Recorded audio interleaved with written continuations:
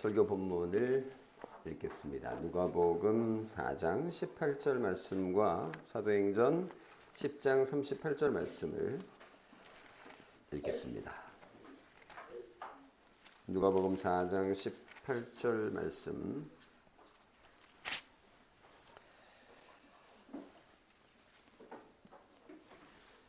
18절 본문인데 16절부터 제가 읽겠습니다. 예수께서 그 자라나신 곳 나사렛에 이르사 안식일에 늘 하시던 대로 회당에 들어가사 성경을 읽으려고 서심해 선지자 이사야의 글을 들이거늘 책을 펴서 이렇게 기록된 데를 찾으시니 곧 주의 성령이 내게 임하셨으니 이는 가난한 자에게 복음을 전하게 하시려고 내게 기름을 부으시고 나를 보내사 포로된 자에게 자유를, 눈먼 자에게 다시 보게 함을 전파하며 눌린 자를 자유롭게 하고 주의 은혜의 해를 전파하게 하려 하심이라 하였더라. 아멘. 사도행전 10장 38절을 가겠습니다.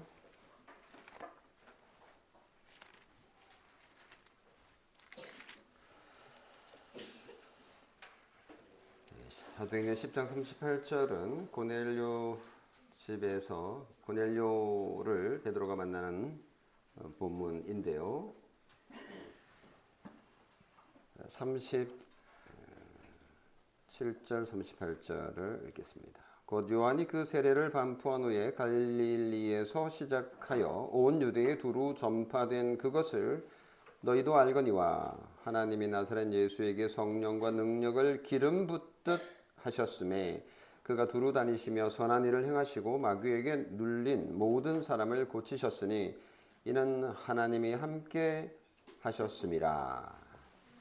아멘. 여기까지였습니다. 매달 첫째 주는 주제가 있는 설교인데요. 그리스도인입니까? 라고 하는 주제로 설교를 진행하고 있습니다. 벌써 8번째인데요. 오늘 설교의 제목은 왜 예수는 그리스도이신가? 입니다. 제 이름이 누군지 다 아실 텐데요. 저는 임경근입니다.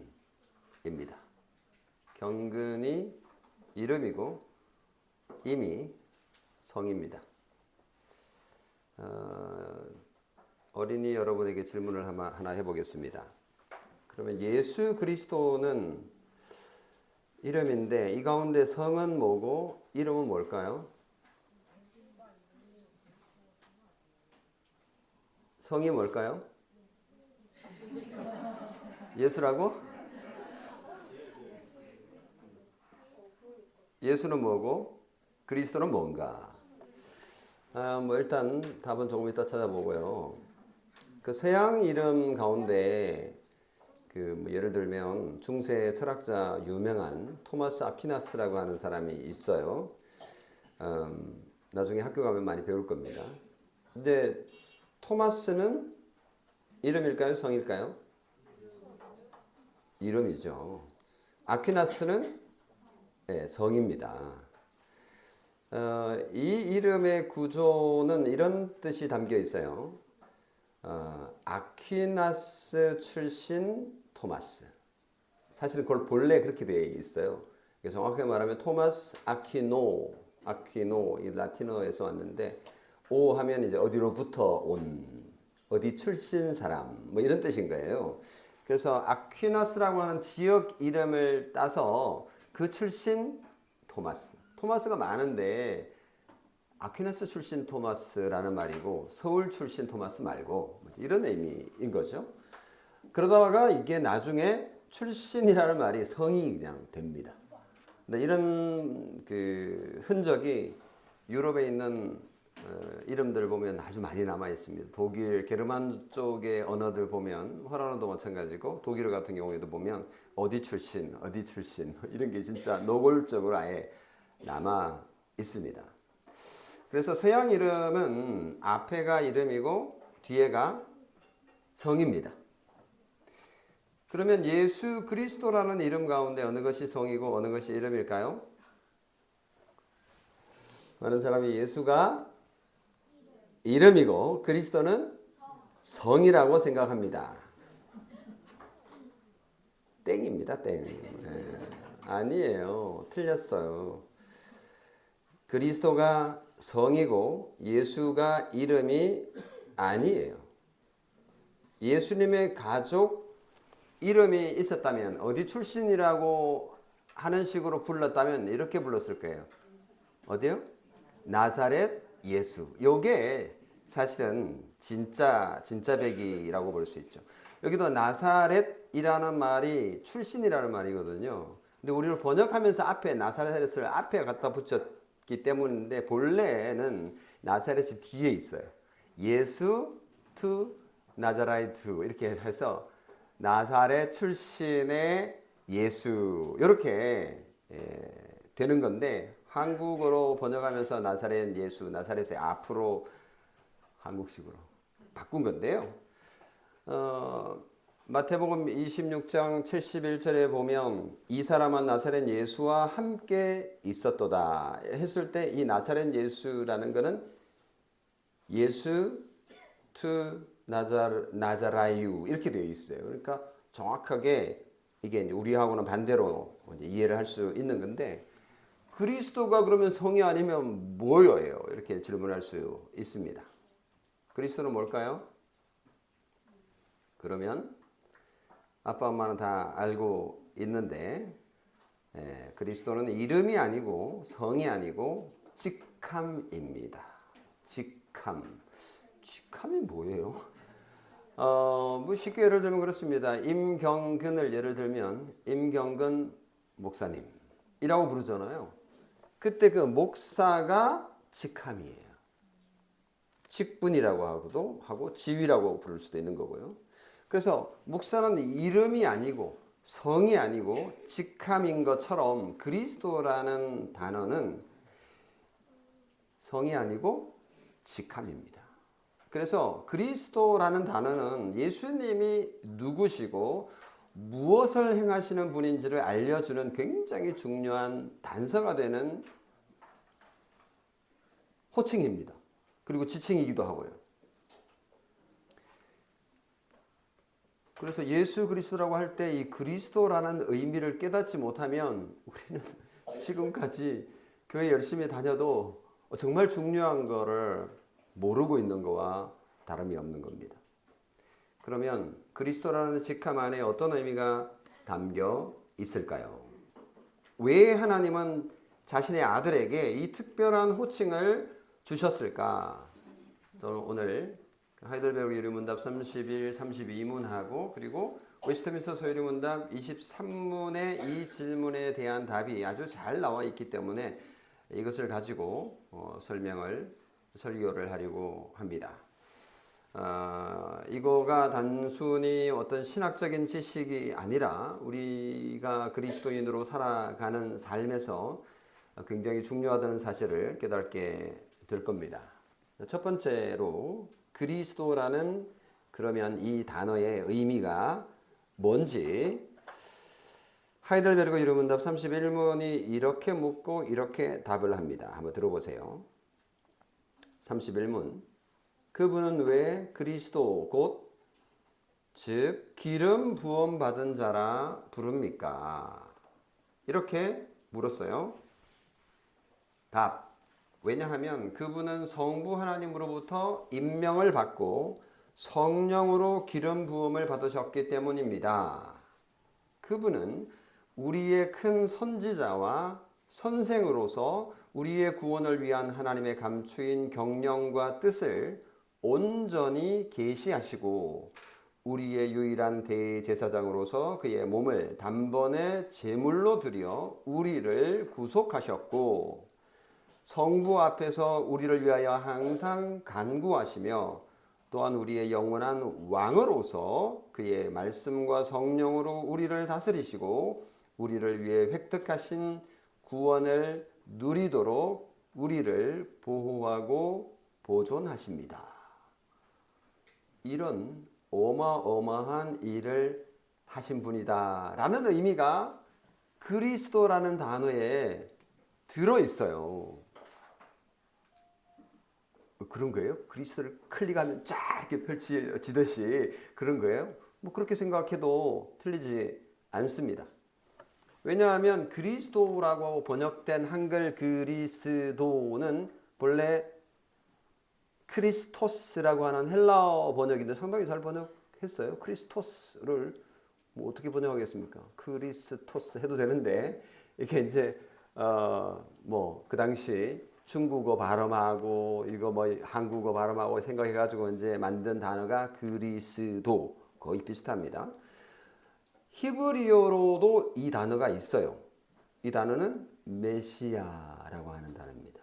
메시아라고 하는 단어가 그리스도라고 하는 단어가 똑같은데 이 단어가 기름 부음을 받은 자라는 뜻이 이 속에 담겨 있습니다.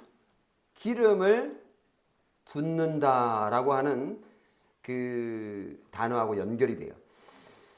우리는 뭐 기름을 아니 올리브 기름을 붓는다고 너무 이상하게 생각될 수 있는데요. 본래 고대에서는 이 올리브 기름이 굉장히 귀하고 순결한 것이라고 여겼고 실제로 이 올리브 기름은 뭐 식용으로도 당연히 쓰였지만 의식으로 많이 활용이 됐습니다. 특별히 구약 성경을 보면 올리브 기름을 머리 위에다가 이렇게 병을 가져와 가지고 항아리로 이렇게 부으면 그 사람에게 어떤 직분을 직함을 주는 의식이 되는 겁니다. 그래서 실제로 열왕기상 19장에 보면요, 선지자에게 선지자로 임명하기 위해서 기름을 실제로 붓는 장면이 나옵니다. 그리고 제사장을 임명할 때도 마찬가지로 이 올리브 기름을 붓습니다. 그리고 왕을 세울 때에도 기름을 붓습니다. 구약 성경에 보면 이런 장면들이 심심치 않게 등장합니다.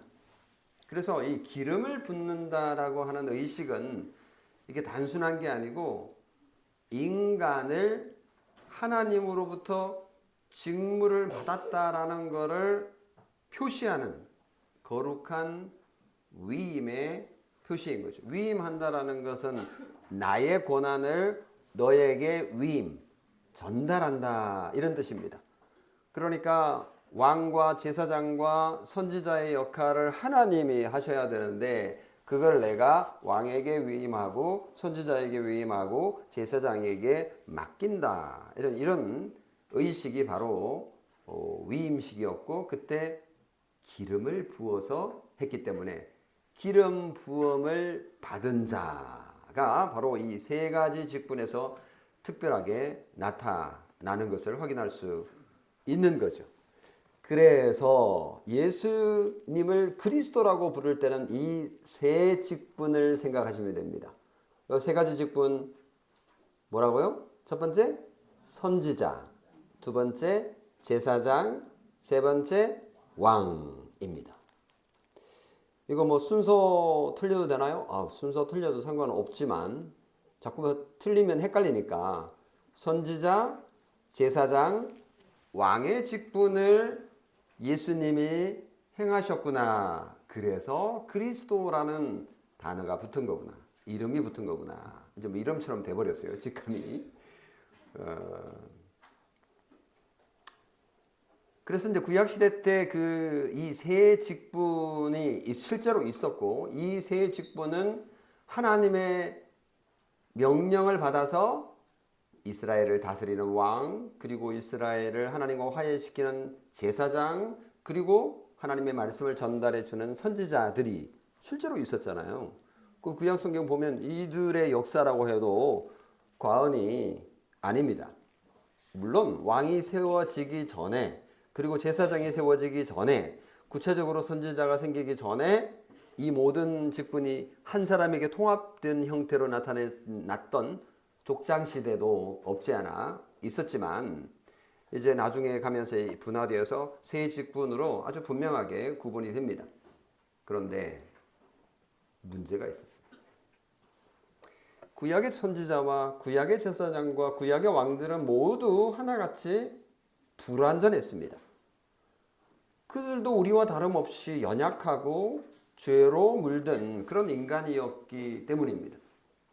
가장 위대한 선지자 누굴까요? 이것도 퀴즈 많이 나오는 건데 가장 위대한 선지자는 모세입니다. 모세가 선지자예요? 성경에 나와요. 모세가 선지자라고. 가장 위대한 선지자 모세도 이스라엘 백성 앞에서 광야에서 엄청난 고함을 지르면서 화를 내면서 큰 죄를 하나님 앞에 지었죠. 그리고 가장 위대한 제사장으로 알려진 아론이 제사장의 이거잖아요.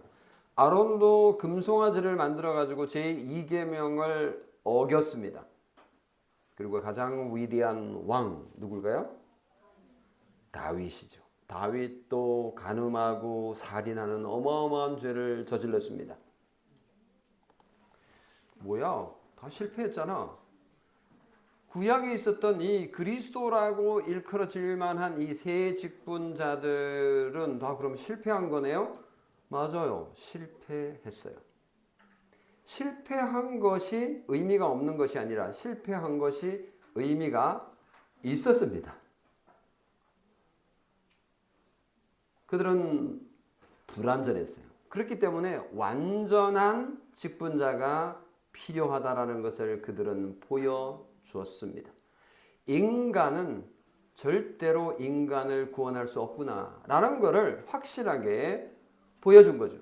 그래서 구약에 나오는 이 영웅들, 세 직분의 아주 대단한 위대한 사람들을 높일 이유가 전혀 없습니다. 이들의 존재의 의의는 완전한 데 있는 것이 아니라 불완전한 데 있는 것이고, 불완전함에도 불구하고 의미가 있는 것은 완전한 자가 오실 것이라는 것을 보여주는 역할을 하기 때문입니다.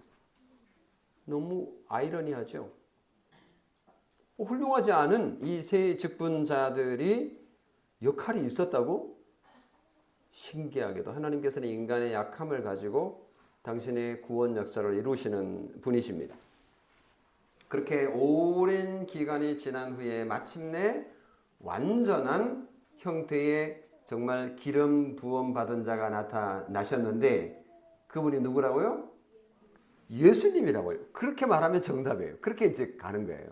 자, 그분이 나타나셨어요. 그분이 누구예요? 그리스도. 이렇게 말하면 이게 뭐 논리적으로 좀 헷갈리는 사람입니다. 그럴 때 예수라는 말을 해야 되는 거예요. 아기 예수가 태어나셨어요. 이렇게 하면 이제 말이 되는 거죠. 그 아기 예수가 자랐고 그 아기 예수가 왜 오셨을까? 그분이 요단강에서 세례를 받으실 때 예수님의 머리 위에, 예수의 머리 위에 성령이 비둘기같이 임하는 장면이 마태복음 3장에 나오는데 이런 말씀이 나와요. 주의 성령이 내게 임하셨으니 이는 가난한 자에게 복음을 전하게 하시려고 내게 기름을 부으시고, 여기 이제 기름 붓는다라는 말이 나오잖아요. 이게 이사야서를 인용한 말인데 누가 저자가 이렇게 말했는데, 나를 보내서 포로된 자에게 자유를, 눈먼 자에게 다시 보게 함을, 전파하며 눌린 자를 자유롭게 할 직분자가 올 것이다라는 것을 이사야 선지자가 예언한 것을 지금 누가가 인용하고 있는 거거든요. 그러니까 예수 인간 그가 기름 부음 받았다 성령에 의해서라는 것을 구약 성경을 통해서 보여주는 거죠. 실제로 예수님 머리 위에 기름을 부었다라는 게 아니라 그런 그 비유로 예수님이 그 역할을 하게 되었다라는 걸 보여주는 거죠. 그리고 베드로도 사도행전 10장 38절 말씀에서 이렇게 말하죠. 하나님이 나사렛 예수에게, 나오죠? 나사렛 예수 나사렛 출신 인간 예수에게 성령과 능력을 기름 붓듯 하셨음에, 여기도 기름 붓는다라는 말을, 그러니까 성령으로 예수님께서는 기름 부음을 받은 직분자이신 거죠. 그가 두루 다니시며 선한 일을 행하시고 마귀에게 눌린 모든 사람을 고치셨으니 이는 하나님이 함께 하셨습니다. 이 말씀에서 예수님께서 기름 부음 받은 그리스도라는 것을 확실하게 보여주는 거죠. 예수님께서 살아계실 때 제자들에게 계속 확인했던 거가 뭐냐면 너희가 나를 누구라 하느냐. 거기에 보면 하나님의 아들 그리스도다라는 고백이 나옵니다.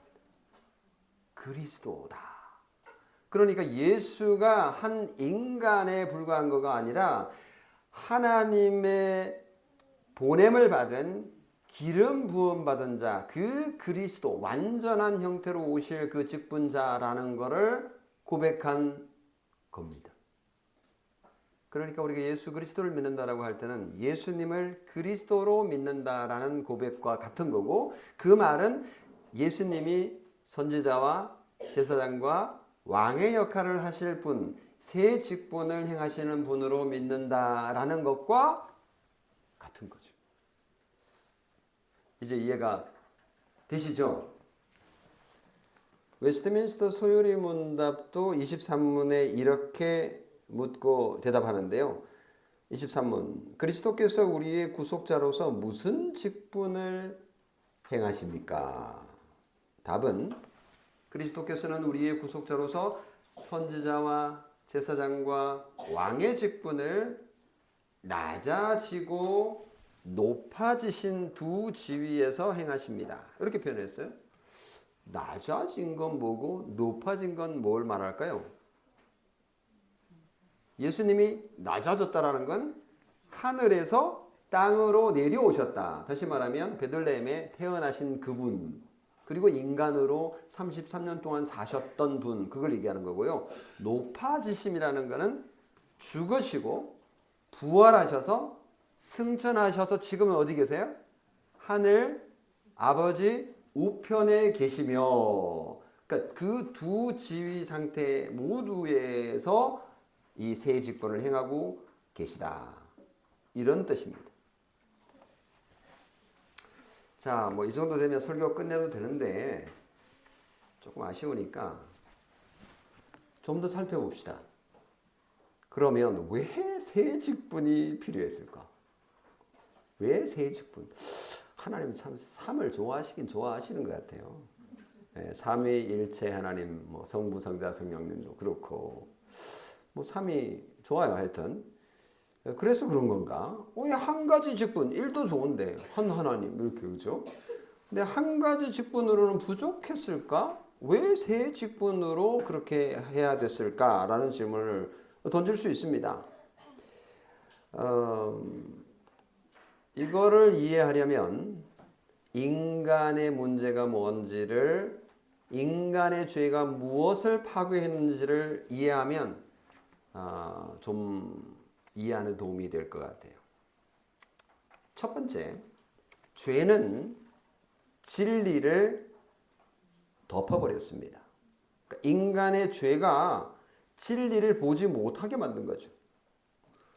인간 스스로는 하나님을 알 수 있는 방법이 없는 거예요. 어둠 속에 있는 인간, 이게 바로 인간의 처지인 거죠. 진리를 볼 수도 없고 알 수도 없습니다. 왜? 죄가 진리를 가렸기 때문에. 두 번째는 죄는 하나님과의 관계를 단절시켰어요. 하나님의 거룩하심이 인간의 죄를 용납할 수 없고 하나님과 인간 사이에 무너질 수 없는 어마어마한 장벽이 생긴 거죠.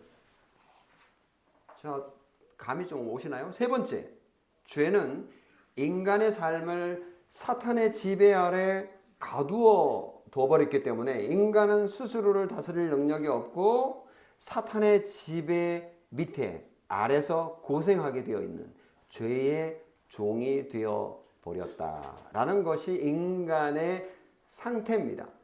그래서 첫 번째, 죄의 진리를 가렸기 때문에 이 문제를 해결하기 위해서 진리 대신 그리스도가 오셔야 돼요. 그러니까 선지자이신. 그리고 두 번째, 하나님과의 관계를 단절시켰기 때문에 하나님과의 관계를 맺어줄 제사장으로 역할을 할 그리스도가 필요한 거예요. 그리고 사탄의 지배로부터 해방시켜줄 왕이 필요한 거죠. 그래서 왕으로서의 그리스도가 필요한 겁니다. 그래서 이 세 가지 파괴된, 죄로 인해서 파괴된 인간의 상태를 해결해 주시기 위해서 예수님께서 그리스도로 새 직분을 담당하셨다. 이렇게 보시면 되겠습니다. 그래서 첫 번째, 선지자의 직분. 어둠에서 빛을 비춰주는 역할, 선지자의 직분인데요. 선지자는 어떤 역할을 하는지 우리가 잘 압니다. 선지자의 역할은 선지, 먼저 안다, 뭐 이런 느낌만 계속 우리가 있다 보니까 미래를 예언한다, 뭐 이렇게 생각하는데 그게 핵심이 아니고요. 선지자의 역할은 하나님의 말씀을 전하는 자입니다. 그런 의미에서 목사인 저도 선지자의 역할을 굉장히 많이 하고 있는 셈이죠. 예수님은 최고의 선지자로서 하나님의 구원의 뜻을 완전하게 우리에게 다시 말하면 드러내 보이시는 분이십니다. 모세는 율법을 주었지만 예수님은 율법의 완성자이십니다. 구약의 선지자들은 하나님이 이렇게 말씀하셨습니다 라고 이제 말을 했는데, 예수님은 오셔가지고 내가 너희에게 말하노니, 내가 너희에게 말해. 내가 계시 그 자체야. 내가 말씀 그 자체야 라고 말씀하십니다. 다르죠? 선지자들이 하나님께 받아서 전달했다면 예수 그리스도께서는 내가 말씀이 계시니라. 이 말씀이 하나님과 함께 계셨으니 이 말씀은 곧 하나님이시니라. 그리고 예수님 자체가 내가 곧 길이요 진리요 생명이시다 라고 선언하신 거가 바로 이거를 말해주는 거죠. 두 번째는 하나님과의 인간의 끊어진 관계를 회복시키는 제사장으로서의 직분입니다. 잘 아시다시피 제사장은 하나님과 인간의 관계를 중재하는 인물입니다. 직분입니다. 구약의 제사장들은 날마다 아침에 그리고 저녁에 제사를 드렸고, 또 백성들이 제사하러 오면 그 백성들의 죄를 해결해 주기 위하여 일을 하는 그런 직분자였습니다. 그런데 심각한 문제가 있는데요. 그것은 제사장 자신도 완전하지 않은 죄인이라는 사실입니다. 히브리서 10장 1절에 보면 율법은 장차 오는 좋은 일의 그림자요 참 형상이 아니므로, 그러니까 참 형상이 아닌 거죠. 참이 필요하다는 것을 보여주는 그 정도 역할을 할 분이었던 겁니다. 예수님은 자기 자신을 제물로 드릴 뿐만 아니라 또 제사장으로서 그 일을 주도하셨습니다. 그렇게 함으로써 우리의 죄를 해결해 주시고 하나님과 우리 사이에 다리를 놓으셔서 우리를 하나님의 나라로 이끌어 주시는, 중재해 주시는 진정한 의미의 중보자이십니다. 제사장으로 사시는 거죠. 그리고 세 번째, 무슨 직분이라고요? 예, 왕의 직분인데요. 이거는 우리가 사탄을 왕으로 모시고 거기서 고생하며 살고 있는데, 그 사탄의 나라로부터 우리를 해방시켜서 우리의 죄값을 대신 다 지불해 주셨으니까, 그리고 우리를 샀으니까 그걸 속량이라고 표현을 합니다. 대속이라고 표현하죠. 그리고 우리를 자유하게 하셨어요. 그래서 예수님은 영원한 왕으로서 우리를 자유하게 하고 네 마음대로 살아 이렇게 하지 않고 내가 너를 돌봐줄게. 너는 내 말 잘 들어야 돼. 라고 말씀하셨기 때문에 왕이신 예수님은 말씀과 성령으로 지금도 우리를 다스리시고 지금도 우리를 괴롭히려고 하는 원수들을 쫓아내 주시고 방어해 주시고 혼내 주시는 분이십니다. 사탄이 지금도 힘이 남아 있어 가지고 임시 지배자 왕처럼 행세하고 있지만 예수님은 이미 십자가에서 사탄의 권세를 깨뜨리셨기 때문에 아직 벌떡벌떡 일어나서 우리를 괴롭히고 있지만 마지막 날에는 완전히 멸망받아 영원히 멸망받을 그 죽음, 사망, 사탄입니다. 이 모든 것들을 예수 그리스도께서 왕으로서 행하셨고 또 행하시고 계시는 분이십니다. 그래서 우리는 이 세 가지 직분, 선지자 그리고 제사장 그리고 왕으로서의 직분을 한 예수님께서 다 행하셨기 때문에 우리가 이해하기 위해서 세 가지로 분리되긴 하지만 사실은 다 연결되어 있는 하나입니다. 선지자로서 진리를 가르치시는 예수님이 제사장으로서 우리의 죄를 사하시고 왕으로서 우리를 적으로부터 물리치시고 적을 물리치시고 그리고 우리를 구해서 보호해 주시는 예수님. 그 한 분 안에 우리에게 필요한 모든 것들이 다 해결되었다라는 사실을 믿으시기 바랍니다. 오직 그리스도라고 하는 그런 단어가 있어요. 솔루스 크리스투스라고 하는 라틴어 단어를 쓰는데 이 종교개혁의 5가지 솔라 피데 솔리디오 글로리아 솔라 그라티아 이런 단어들을 쓰잖아요. 그 가운데 이제 솔루스 크리스투스라는 말도 쓰는데 이게 바로 그런 거죠. 오직 그리스도만이 우리의 모든 문제를 해결할 수 있는 분이다. 여기에 플러스 이렇게 이런 거 할 필요 없다라고 말하고 있는 그런 신학적인 구호이죠. 그래서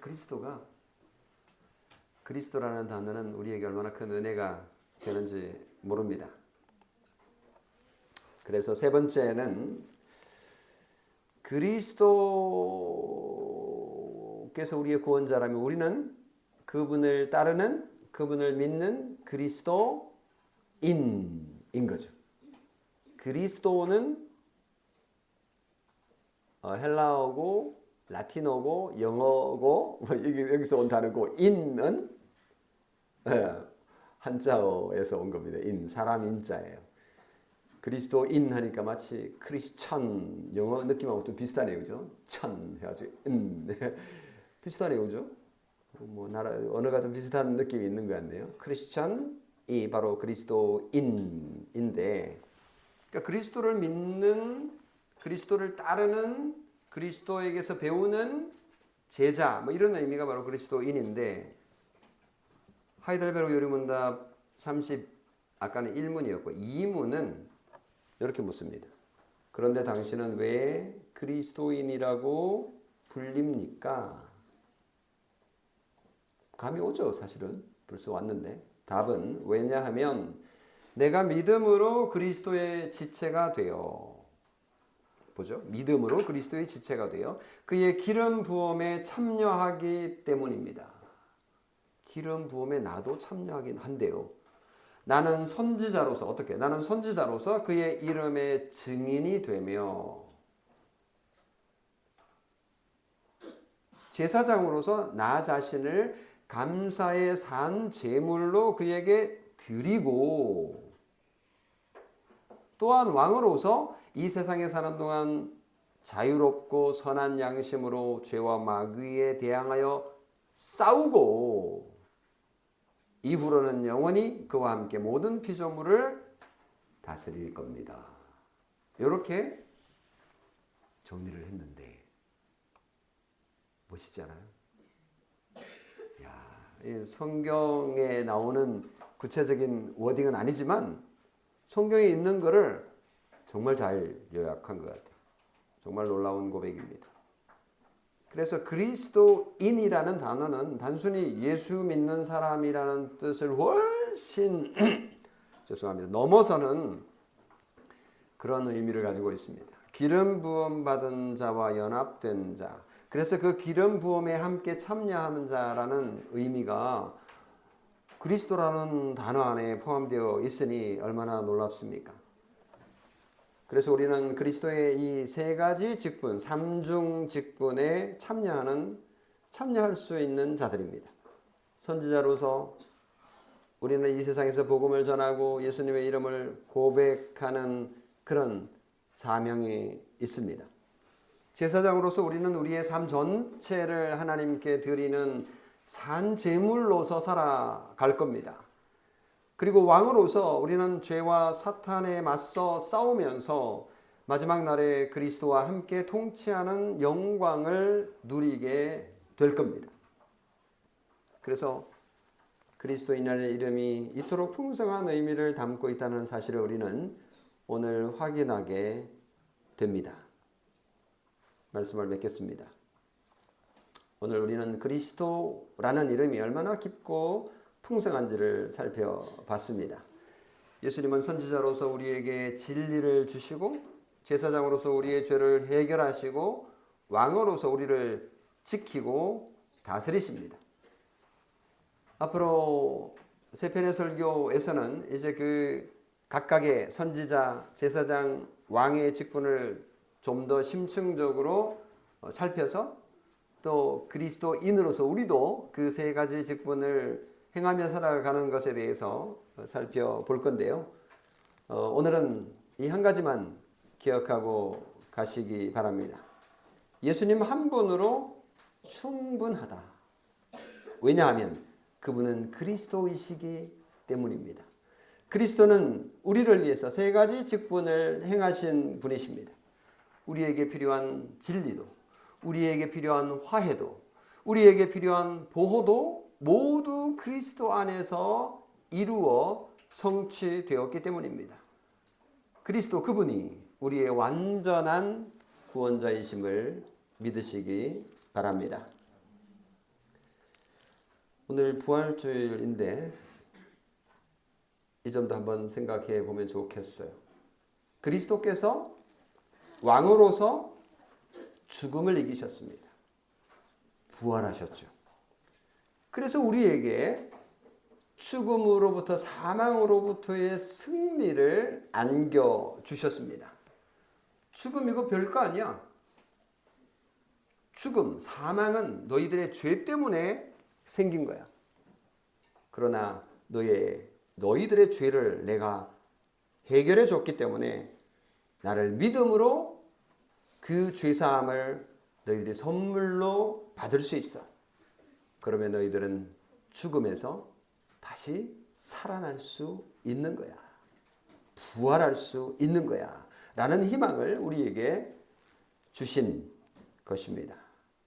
죽을 몸이 다시 살아서 영원한 그리스도의 통치 아래 살아가는 것. 이거가 부활절이 우리에게 주는, 부활주일이 우리에게 주는 메시지일 겁니다. 그것은 그리스도의 삼중직 안에 포함되어 있고 왕직 안에 더 분명하게 드러나는 복음입니다. 이 복은 이미 우리 이 땅에 살기 시작한, 이 땅에서 예수 그리스도를 믿기 시작한 모든 자에게 이미 시작이 되었고 오늘도 그것을 누리시며 내일도 왕 되신 그리스도의 부활을 기뻐하며 감사하며 누리시는 성도 여러분이 되시기를 주님의 이름으로 축원합니다. 아멘. 기도하겠습니다. 참 좋으신 하나님 아버지, 우리가 그리스도인이라는 이름을 가졌지만 그 이름의 깊이를, 그 이름의 의미를 잘 모르고 살았음을 고백합니다. 오늘부터 예수님이 우리의 선지자이시고 우리의 제사장이시고 우리의 왕이 되심을 더욱 분명하게 알고 그리스도와 연합하면서 살아가기를 소원합니다. 그리스도 안에서 우리에게 약속하신 하늘의 놀라운 복들을 우리가 날마다 묵상하며 하나님 감사하며 하나님께 영광을 돌려드리는 저희들 되고 싶습니다. 하나님 아버지 도와 주시옵소서. 우리 주 예수 그리스도의 이름으로 기도합니다. 아멘.